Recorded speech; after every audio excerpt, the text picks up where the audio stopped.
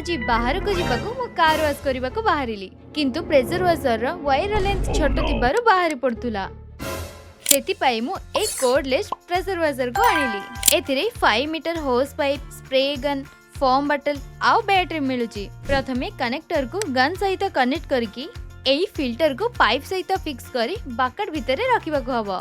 एबे एई 48 voltage battery को एहा पछरे फिक्स करी स्ट्रांग आ कांस्टेंट भाबे वाटर रिफिल होइथाय। एथिरे दुईटी रिचार्जेबल बैटरीज मिलुची। गोटे बैटरी चार्ज होतुवा बेले अन्य बैटरी रे वॉश करि परिबा। एहा मल्टी फंक्शन नोजल सहित आसुची। एथिरे दिबा फोम बॉटल को अटैच करी आपण निज गाड़ी को शैम्पू वॉश मध्य करि परिबे। एहा लॉन क्लीनिंग पाई, कॉर्नर आउ आपनकर बाइक क्लीनिंग पाई भी यूज करि परिबे। एहा लाइट वेट आ पोर्टेबल होइतिबारु पार्किंग एरिया किंबा जेउटी भी नेकी इजी भाबे क्लीन करि परिबे। एहा लिंक बाहर देइची।